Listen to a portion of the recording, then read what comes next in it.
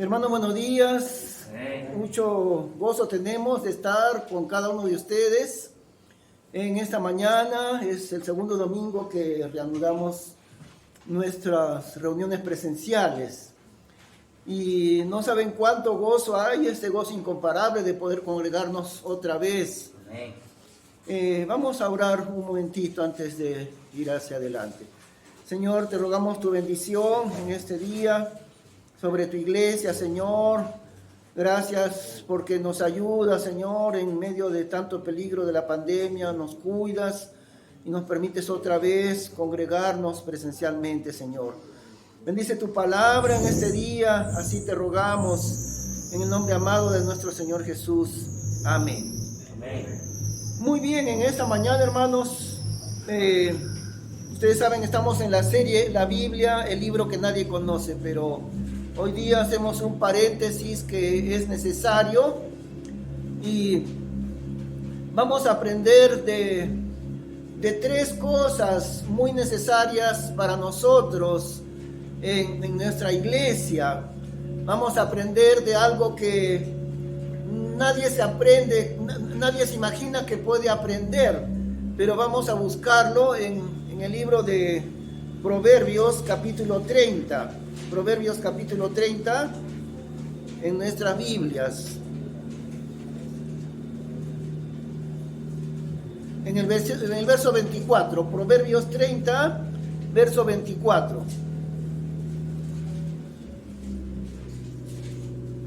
Ahora ustedes se van a dar cuenta aquí que Dios pone como ejemplo de la vida del hombre algo que es tan diminuto que, bueno, uno ni los mira a veces.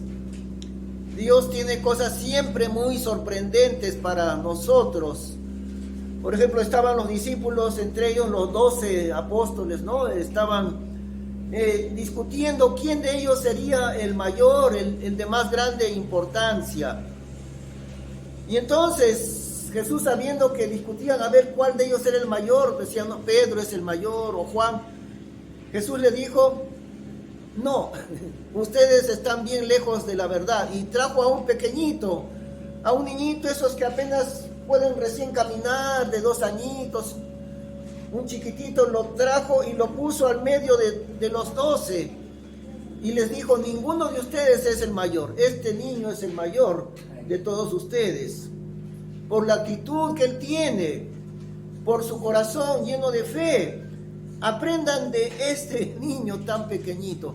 Ahora algo parecido, vamos a tener que aprender de algo que nadie imagina que vamos a aprender. Vamos a leer el verso 24. 4 cosas son de las más pequeñas de la tierra y las mismas son más sabias que los sabios. Ahora, no vamos a ver las 4, solamente la primera, porque aquí habla de la hormiga, los conejos, las langostas, la araña, pero solamente veamos la primera, que es la hormiga. Y Dios le llama a ella, a la hormiga, más sabias que los sabios, más sabias que las personas sabias. Dice el 25, las hormigas, pueblo no fuerte, y en el verano preparan su comida. Fíjese la sabiduría, es sorprendente porque un insecto tan pequeño no llega ni a 3 milímetros de tamaño, pero Dios lo pone para que nosotros aprendamos de la hormiga. Más sabia que los hombres sabios. Ese pedacito de insecto, ¿no? Que con un dedo lo aplastamos. Las hormigas en el verano preparan su comida. Esa es la sabiduría de la hormiga. Sabe la hormiga que tiene que prepararse para la llegada del invierno y almacena y trabaja sin descanso todo el verano, porque cuando llegue el invierno ya no podrán trabajar. Por eso, ahí está su sabiduría. Es como la sabiduría de los padres, ¿no? Que le dicen al joven, mira, tienes que estudiar. Ahora que eres jovencito tienes que estudiar, porque ¿sabes qué te va a pasar si no estudias? nunca vas a conseguir un buen trabajo. Tienes que prepararte ahora que puedes prepararte. Tienes que estudiar lo que quieras, pero tienes que estudiar. Y si tú no estudias, dentro de 20 años te vas a acordar de las amonestaciones que yo te di. La hormiga sabe que vendrá el invierno y prepara en el verano su comida. Más sabia que los sabios, pero el joven no sabe, ¿no? Sus padres tampoco le enseñan muchas veces. No le enseñan a estudiar, no le enseñan a esforzarse, a prepararse para el futuro. No le animan, no le llaman la atención cuando el chico no quiere estudiar. Pero miren la sabiduría de la hormiga, que se prepara para el futuro. Qué diminuta es la hormiga. Pero tenemos que aprender de ese insecto medio microscópico. 2 veces menciona la Biblia las hormigas, qué interesante. Y las 2 veces que habla de la hormiga, menciona la misma sabiduría de la hormiga. Vamos al capítulo 6, ahí mismo en Proverbios. Capítulo 6. Y el versículo 6 también. Proverbios 6 y versículo 6. Otra vez, esta es la segunda mención de la hormiga en la Biblia. ¿Cómo pone Dios de ejemplo una cosa, un insecto que tan diminuto? Dice, ve a la hormiga, oh perezoso, mira sus caminos y sé sabio, la cual, no teniendo capitán, ni gobernador, ni señor, prepara en el verano su comida y recoge en el tiempo de la siega su mantenimiento. De nuevo, la misma sabiduría. En el verano prepara su comida, se prepara para el futuro. Sabe mirar el futuro, la hormiga, ese pedacito de... Podemos poner 1000 hormigas y las 1000 hormigas no caben en el puño de la mano porque son demasiado pequeñas. Pero ¿cómo es posible que una cosa tan diminuta nos pueda dar una lección? Está diciendo Dios, la hormiga es más sabia que los sabios. ¿Y dónde está la razón de su sabiduría? Sabe prepararse para el futuro. Esa es su sabiduría. Sabe prepararse para el futuro. Y eso es lo que queremos enfocar, hermanos. Prepararnos como iglesia para el futuro. ¿En qué sentido? ¿En qué sentido? Quisiera explicarlo. Estamos llegando o ya estamos entrando en el tiempo del anticristo. Cada vez que veo las noticias mundiales, me quedo, pero con la boca abierta de lo que está pasando. En Europa, que se le llama un continente muerto para el evangelio, están haciendo una lista de enemigos de la sociedad. Y ayer vi esa noticia, ¿no? Han declarado en una lista de enemigos de la sociedad a la Asociación Evangelística Billy Graham. Bueno, ustedes saben Billy Graham, ¿no? Un siervo de Dios que muchos años predicando en el mundo entero. Ya hace años atrás, ya no recuerdo si ya falleció, creo que sí. Pero la Asociación Evangelística Billy Graham, su hijo Franklin Graham, la continúa. Y en toda Europa han declarado enemigos de la sociedad entre varias organizaciones cristianas, una de ellas la Asociación Evangelística Billy Graham. ¿Por qué lo declaran enemigo de la sociedad? Por estar en contra de la legalización del aborto. Por eso. Es decir, en Europa, los países han declarado que el aborto es legal, que la madre, si se le ocurre, es el derecho de ella no tener el bebé, o sea, asesinar a su bebito, porque ella tiene el derecho de decidir sobre su vida. Al revés de lo que hizo Dios. Porque Dios ha hecho a los padres para amar a sus hijos, hasta dar su vida por sus hijos. Y ahora es al revés. Hay que asesinar al bebé que está en el vientre de la madre. Eso se llama asesinato. Pero es declarado legal en toda Europa. Y a las instituciones cristianas que se oponen al aborto le llaman enemigos de la sociedad. Y bueno, también no solamente eso, ¿no? La destrucción del principio de autoridad. Ahora legalmente también acá en el Perú ya no podemos corregir a nuestros hijos. Porque si yo le corrijo con palabras, le van a llamar violencia psicológica. Y si le corrijo con una correa, voy a sacar mi correa y le voy a castigar, no por supuesto en el rostro, no, eso es otra cosa, eso es violencia.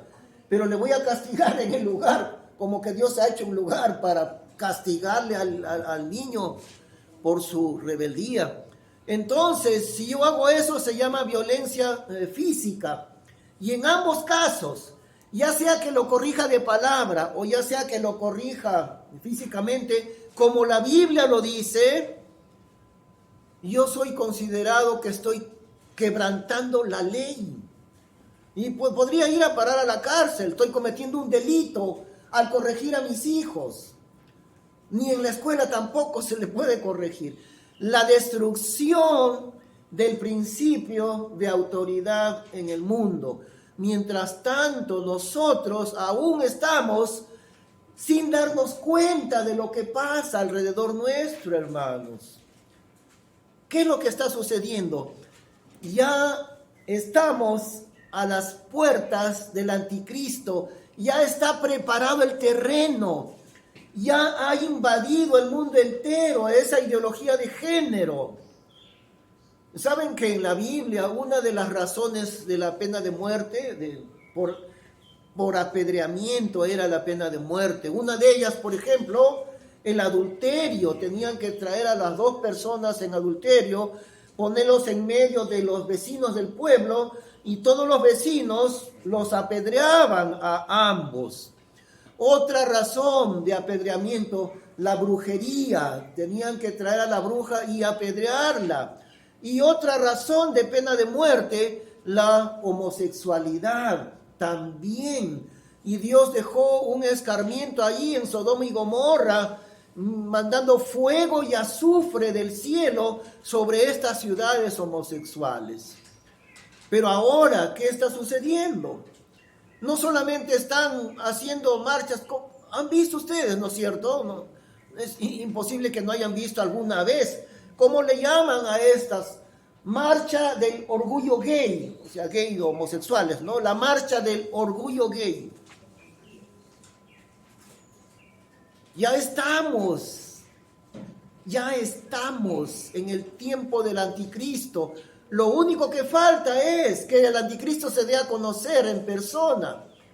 Ya está el campo preparado.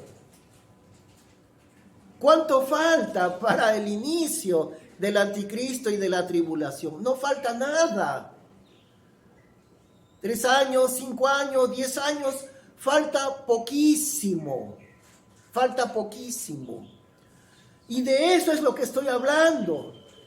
Las hormigas, esos insectos insignificantes, Dios le llama más sabio que los sabios, porque sabe prepararse para el futuro. Nosotros sabemos lo que viene muy pronto. Viene la entrada de este hombre perverso, hijo de Satanás, a gobernar el mundo, y viene el tiempo de la tribulación. 7 años del gobierno mundial del anticristo. Eso viene, ya está aquí, invadiendo el espíritu del anticristo el mundo entero. En realidad ya lo han logrado bastante. Mientras tanto, los cristianos estamos dormidos completamente. No sabemos mirar lo que se viene. Todavía Dios ha dejado aquí en nuestros países, en América Latina, ¿no? Todos los países donde se habla el castellano, desde México en el norte, América Central y luego Sudamérica, donde estamos nosotros, hasta el hasta llegar a Chile, que más allá ya no hay más, pero desde México hasta Chile, lo que le llaman Latinoamérica, ¿no? Esta parte del mundo, que es siempre países pobres como nosotros, es la única reserva que hay, la única reserva espiritual que queda en este mundo, porque Europa, como acabo de decir, es un continente muerto para el evangelio. Mientras aquí en nuestros países pobres de América Latina, todavía la obra de Dios está floreciendo y se abren nuevas obras, nuevas iglesias. En Europa pasa lo contrario. Las iglesias cada día se van cerrando porque se quedó la iglesia sin jóvenes, sin adolescentes y sin niños. Y la iglesia quedó con 10 ancianitos de 60, 70 años para arriba, porque los jóvenes y los niños no quieren oír el evangelio. Llegó a la iglesia a tener 10 personas, se fueron muriendo y se acabó la iglesia, se murió la iglesia. Eso es lo que pasa en Europa, muerto para el evangelio.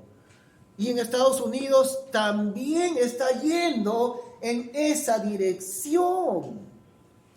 Los pastores, los líderes, no saben qué hacer porque en las iglesias ya no hay una generación nueva, ya no hay jóvenes. Y mientras tanto, aquí en el Perú, nosotros todavía no sabemos mirar lo que se viene en el futuro. Porque gracias a Dios, aún todavía hay un poco del florecimiento de su palabra en el Perú, en Ecuador, en Bolivia, en nuestros países. A pesar de que la ideología de la izquierda, ¿no? El comunismo está comenzando a entrar fuerte en toda América del Sur. No sabemos, en estos días aún no se sabe lo que hay acá en el Perú, todavía no está declarado, pero el comunismo avanza con fuerza y también eso es parte del anticristo, el comunismo. Porque ¿de dónde nace el comunismo? De negar a Dios. La negación de Dios es la piedra fundamental de la ideología comunista. Eso es la base de ellos, negar a Dios. Y al negar a Dios también niegan la autoridad de Dios. Por eso hablan, ¿no?, de la lucha de clases, hay que matar a los ricos y tonterías por el estilo. Esa es la base del comunismo, la negación de Dios. Es lo mismo, es el anticristo por otro lado, de otra manera. Porque la bandera del anticristo es esa, la negación de Dios, levantarse en contra de la autoridad de Dios. Ahora, mientras tanto, hermanos, mientras viene a gran velocidad la manifestación de este hombre de pecado, porque así le llama la Biblia, y recordamos también, ¿no?, nosotros ya no estaremos aquí cuando el anticristo comience a gobernar el mundo. Seremos llevados justo antes que se manifieste ese hombre de pecado, el arrebatamiento, el rapto de la iglesia. Pero mientras tanto, aquí, en este país, en el Perú, en estos países nuestros, desde, como decía, de México hasta Chile, los países de América Latina, los cristianos no sabemos mirar. Y por eso Dios pone de ejemplo a la hormiga realmente, ¿no? Es con un cerebrito del tamaño, ¿cuál es el tamaño del cerebro de la hormiga? ¿Y cuál es el tamaño del cerebro nuestro? Pero con esa cabeza que Dios nos ha dado, no sabemos mirar lo que se viene en el futuro, porque se viene a gran velocidad delante de nosotros la entrada del anticristo en el mundo. Vamos a ir un ratito a Génesis capítulo 41. Génesis capítulo 41.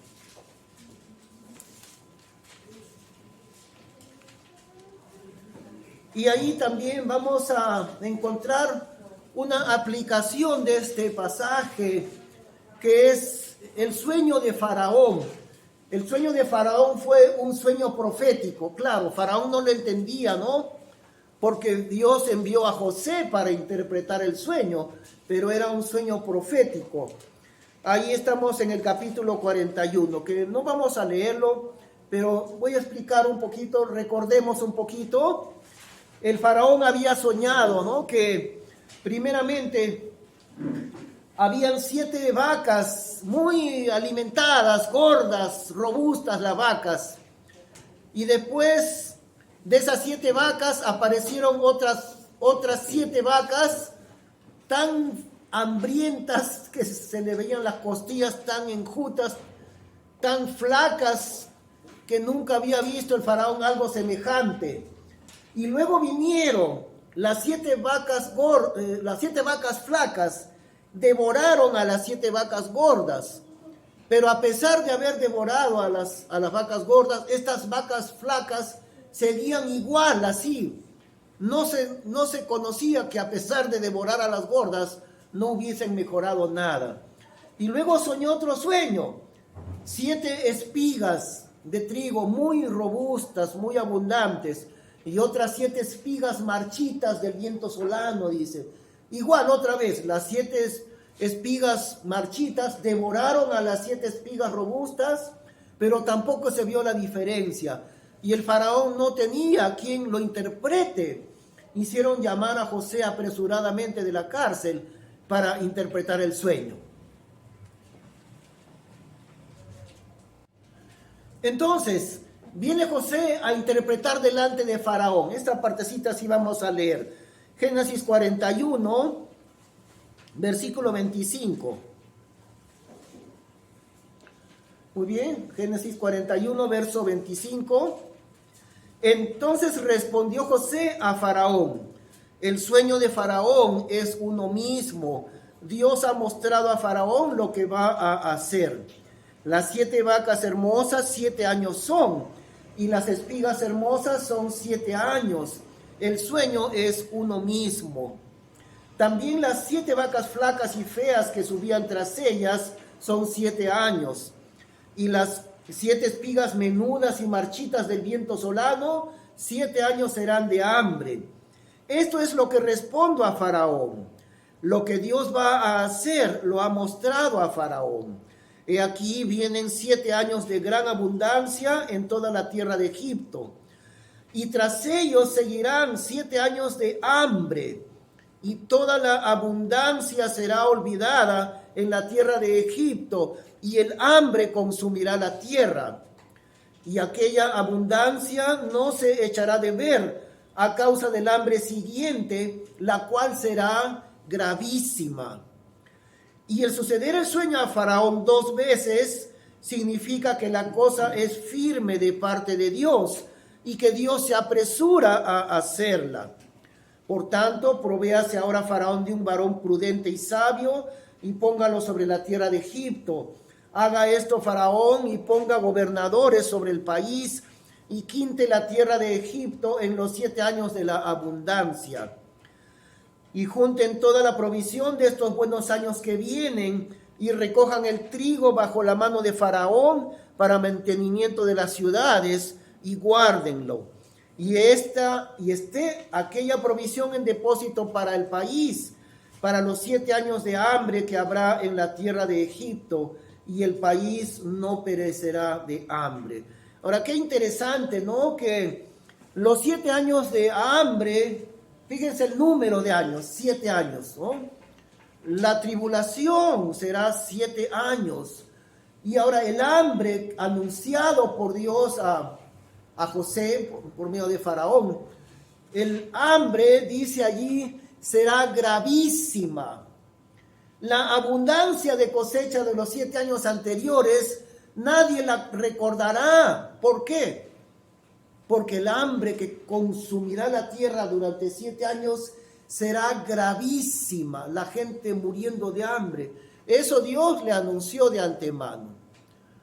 Ahora, ¿saben qué, hermanos? Hay una semejanza de estos 7 años de hambre gravísima con los años de la tribulación. En primer lugar son 7 años, igual la tribulación, 7 años.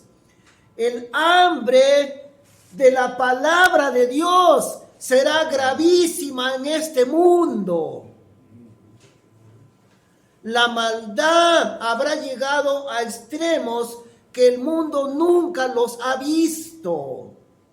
Y hay un pasaje ahí en los evangelios donde el Señor Jesús les advierte a sus discípulos y les dice: el hermano entregará a la muerte al hermano y el padre al hijo. El padre entregará a su hijo a la muerte y los hijos se levantarán contra los padres y los harán morir. ¿Cuándo ha visto el mundo semejante maldad? Que los hijos sean capaces de matar a sus propios padres y que los padres también hagan morir a sus propios hijos. ¿Cuándo ha visto el mundo estas cosas?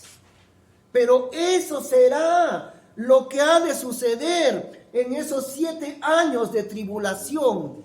El hambre de conocer la palabra de Dios será gravísima. Es decir, por la maldad gigantesca que habrá en este mundo. Y los cristianos estamos todavía sin entender el panorama que nos rodea. Esto se viene hacia nosotros a pasos agigantados. Yo quisiera que el Señor me lleve antes de ser testigo de aquellas cosas terribles. Porque conforme pasa el tiempo, los años nuestros, delante de nuestros ojos, vamos a mirar cómo la maldad aumentará más y más. Y Dios dice: tú, fíjate en ese pedacito minúsculo de ser vivo que se llama la hormiga, que es más sabio que los hombres sabios, y aprende de la hormiga a mirar al futuro y prepararte para el futuro. Eso es lo que dice Dios.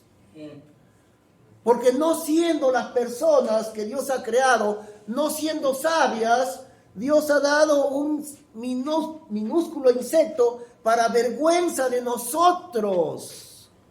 Aprende a mirar lo que se viene.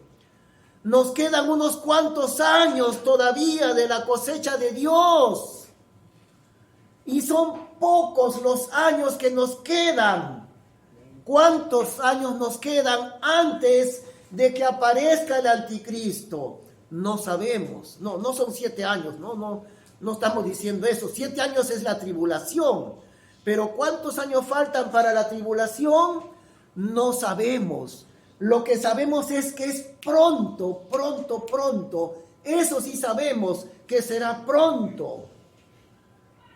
Y yo estoy bien convencido de que todavía Dios me permitirá vivir cuando llegue ese momento. Claro, porque cuando llegue el momento del anticristo, Dios nos tomará para llevarnos al cielo en un instante, en el rapto de la iglesia. Y según yo estoy bien convencido personalmente que todavía Dios me dará vida. Yo tengo casi 65 años. De repente vivas 20 años más, qué sé yo. Pero lo que estoy convencido es que faltan tan pocos años para el anticristo que Dios todavía me conservará cuando llegue ese momento. Porque es poco el tiempo que falta. ¿Qué vamos a hacer? Vamos a aprender de la hormiga, vamos a saber mirar al futuro que se viene, y el futuro que se viene está a las puertas de nosotros. ¿Y qué es lo que debemos hacer? Bueno, les cuento algo, ¿no? Que hemos convocado, hermanos, para reiniciar nuestra oración que estamos haciendo allí a favor de la ciudad de Chosica, intercediendo por Dios por el país entero en la Plaza de Armas. Por eso es que escogimos ese lugar. Y esta idea de orar en las plazas de armas la queremos difundir en todo el Perú. Ustedes saben que hemos ido a Puno, ¿no? Yo he viajado 2 veces los últimos meses allá.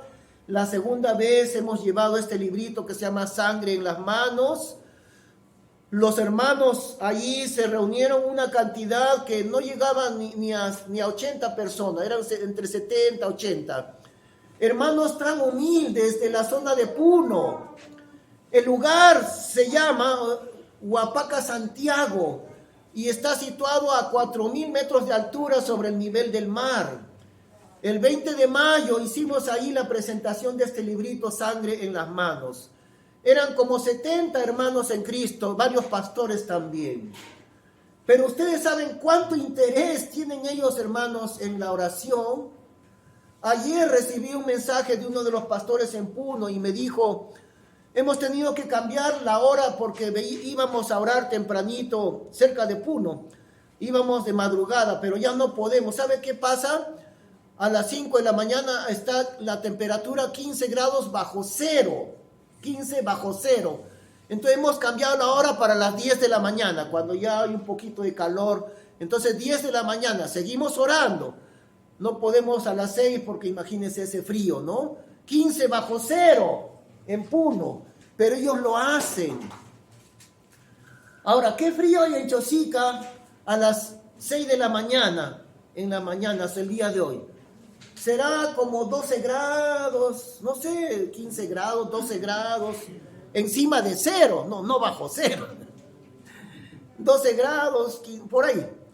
Es un poco de frío, sí, pero nadie se congela con el frío de Chosica. Esta mañana estábamos ahí. ¿Cuántas personas vinieron? ¿Cuántos hermanos estuvieron para orar? 1, 2, 3, 4 personas estuvimos para orar. El domingo anterior fue igual, también 4 personas de aquí de nuestra iglesia. Bueno, tenemos que reconocer que en los meses anteriores, desde noviembre que estuvimos orando ahí hasta febrero, sí, venían más, habían casi 20 hermanos venían, ¿no? En esos meses. Pero ahora todos están con frío. La pregunta que yo tengo que hacer es: ¿nos congela el frío de Chosica como congela en Puno? 15 bajo cero a las 6 de la mañana, 5 o 6 de la mañana. No creo que nadie se congele en Chosica. Yo tampoco. Yo también sufro de asma todo el tiempo y ese frío de la mañana me molesta la respiración. Hoy día me puse un chullo. Ese chullo que llevé para Puno igualito me lo puse y vine tempranito al parque, ¿no? Y ahí estaba medio... ¿Cuántos vamos a venir el domingo siguiente, hermanos? Esto es un trabajo que se hace como las hormigas. El trabajo del Señor se hace como hormigas. Vamos otra vez a Proverbios capítulo 6. Proverbios capítulo 6, otra vez. Versículo 6.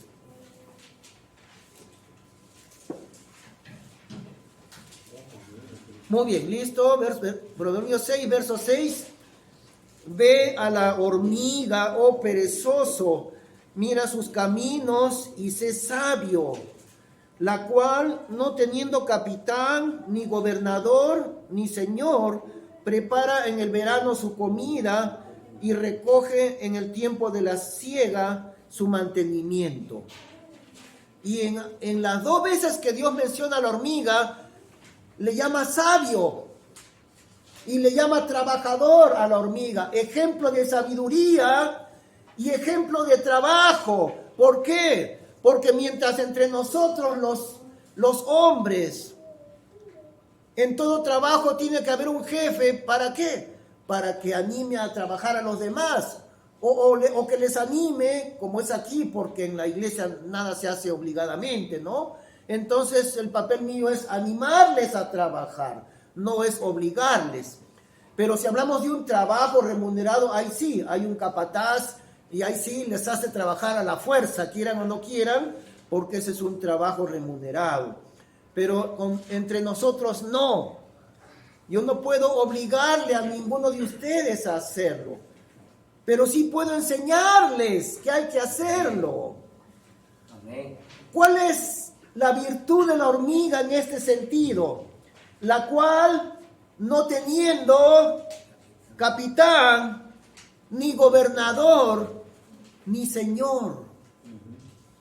Ahora, una pregunta, ¿por qué la hormiga no necesita jefe, ni capitán, ni capataz que le haga trabajar?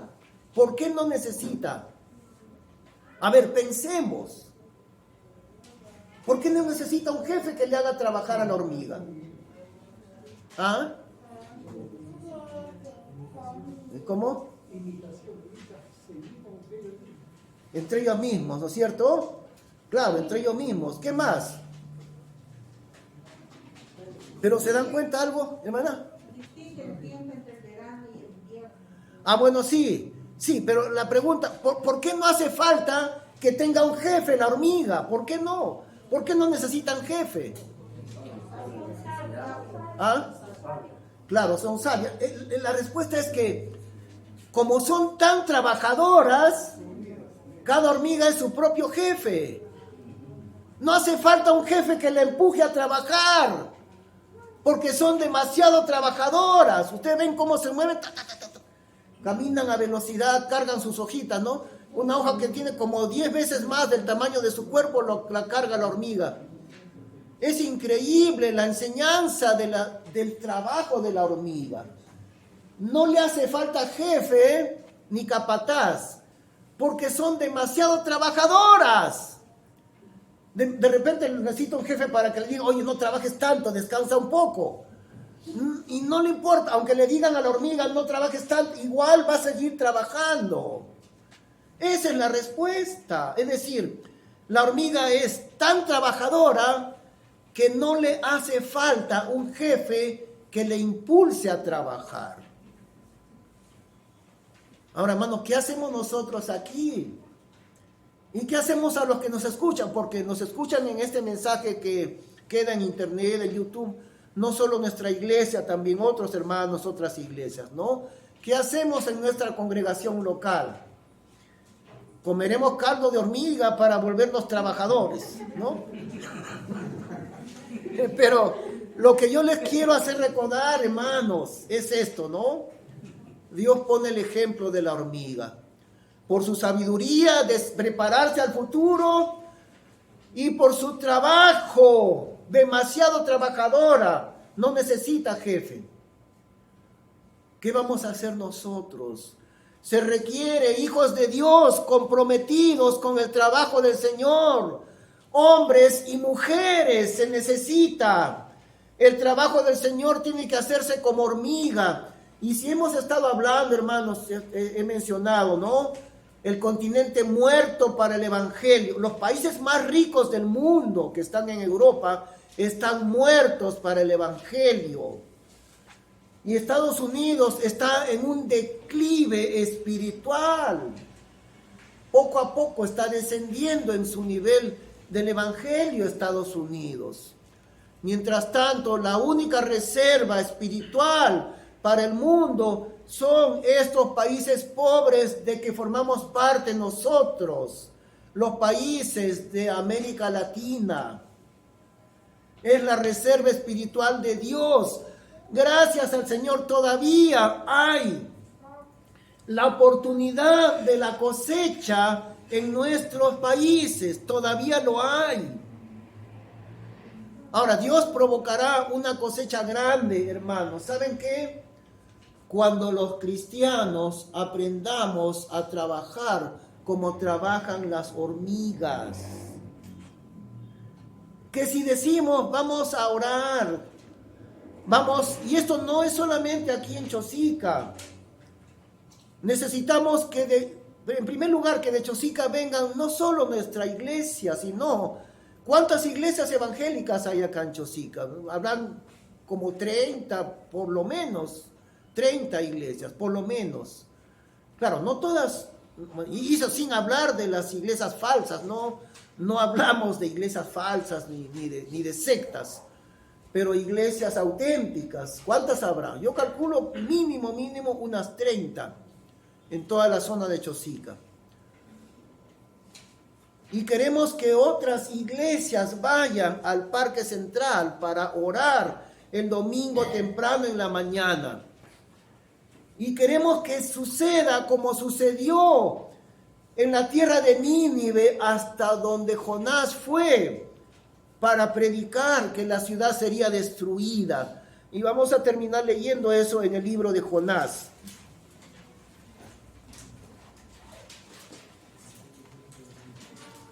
El libro de Jonás, un libro pequeñito, un poco escondido ahí en el Antiguo Testamento. Disculpen, siempre mis problemas de alergia. Pero estamos en el libro de Jonás y vamos al capítulo 3. Un libro muy pequeño, fíjense, ¿no? 2 páginas nomás.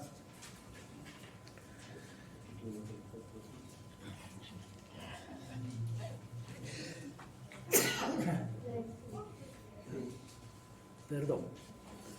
Dios había mandado a Jonás con un solo mensaje. Y el mensaje de Jonás no fue arrepiéntanse. Ese no fue el mensaje. Vamos a ver qué mensaje le mandó Dios para Nínive. Capítulo 3, versículo 1. Vino palabra de Jehová por segunda vez a Jonás diciendo: levántate y ve a Nínive, aquella gran ciudad, y proclama en ella el mensaje que yo te diré. Y se levantó Jonás y fue a Nínive conforme a la palabra de Jehová. Y era Nínive ciudad grande en extremo, de 3 días de camino. Y comenzó Jonás a entrar por la ciudad, camino de 1 día, y predicaba diciendo: de aquí a 40 días Nínive será destruida. Miren ese mensaje. No era el mensaje de Dios: arrepiéntanse, Dios le va a perdonar. No, nada de eso. ¿Cuál era el mensaje que Dios le mandó a Jonás? Dentro de 40 días Dios va a destruir esta ciudad. Ese era el mensaje de Dios para Nínive.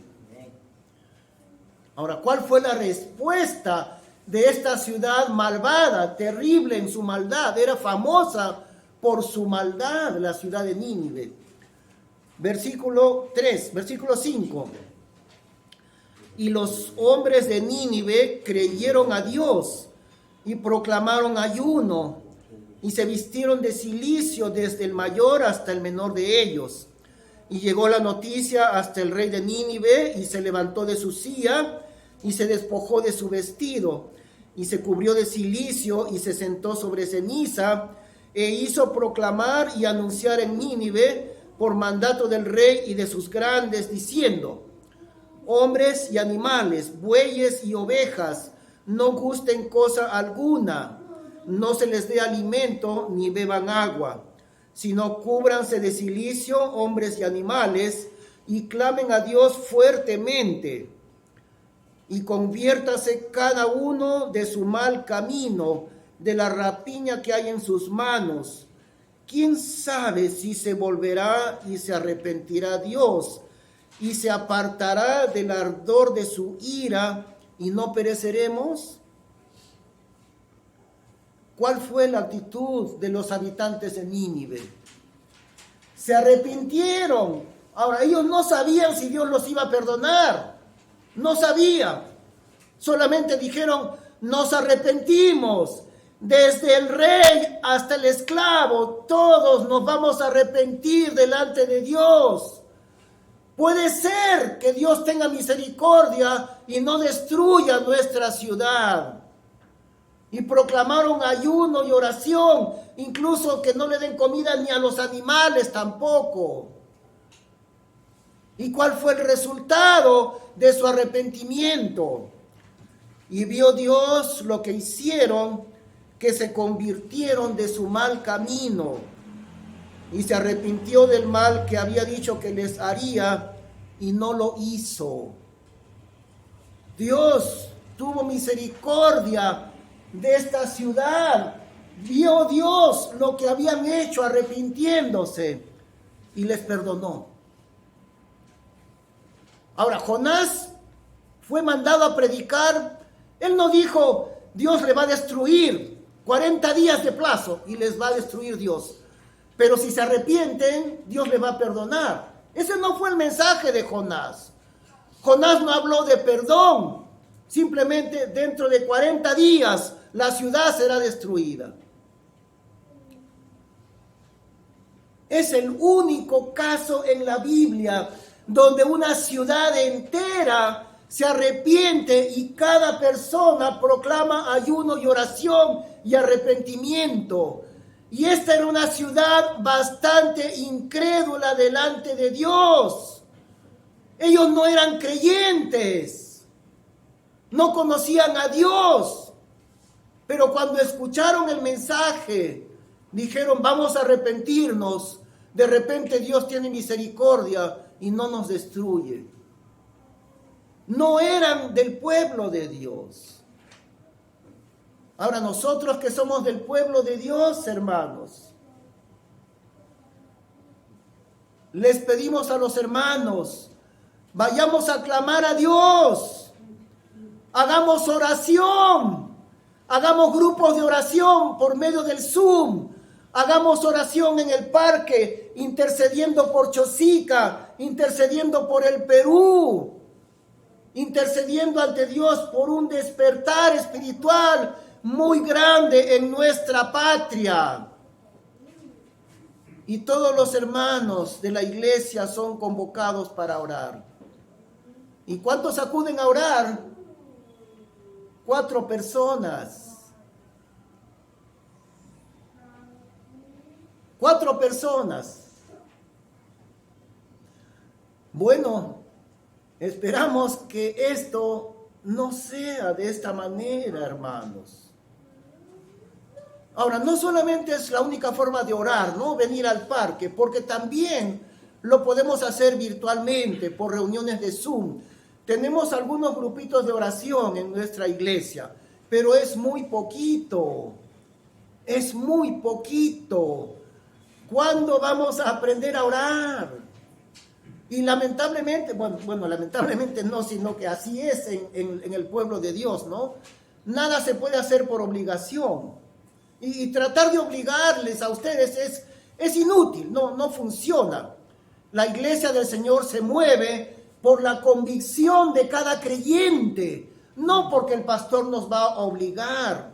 Esa no es la forma. Cada creyente obra por su convicción personal. Lo que sí yo estoy llamado, hermanos, es a enseñarles, a despertar en cada uno de ustedes esa convicción. Mientras estamos en el tiempo que ya entró el espíritu del anticristo, ya está el anticristo en medio de nosotros. No está él visiblemente, pero ya está. Toda la enseñanza del anticristo ya está a nuestros propios ojos. Y nosotros aún no nos damos cuenta de eso. Antes que venga el momento en que ya sea imposible hacer nada, mientras tanto todavía nos da Dios unos cuantos años para la cosecha del evangelio. ¿Qué vamos a hacer? ¿Cuál va a ser nuestra respuesta? Y la primera respuesta que debemos hacer es la oración, hermanos. La oración es lo más grande que nosotros podemos hacer como iglesia del Señor. En realidad, si yo viera que todos los hermanos quieren orar, haríamos 30 grupos de oración, pero depende de la respuesta de nosotros. En ustedes está la respuesta, hermanos. Vamos a ponernos de pie para orar.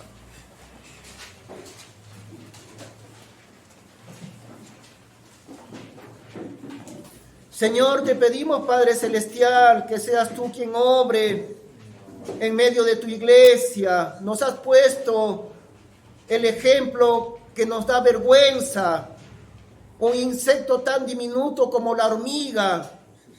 Tú nos dices Ve a la hormiga, oh perezoso. Mira sus caminos y sé sabio. Necesitamos aprender, Señor, a trabajar en nuestra iglesia, así como lo hacen las hormigas, que no necesitan un jefe porque son demasiado trabajadoras. Señor, despierta a tu pueblo, despierta a tu iglesia. Aquí la Iglesia Bautista de San Fernando, pero también, Señor, muchas otras congregaciones de la misma manera.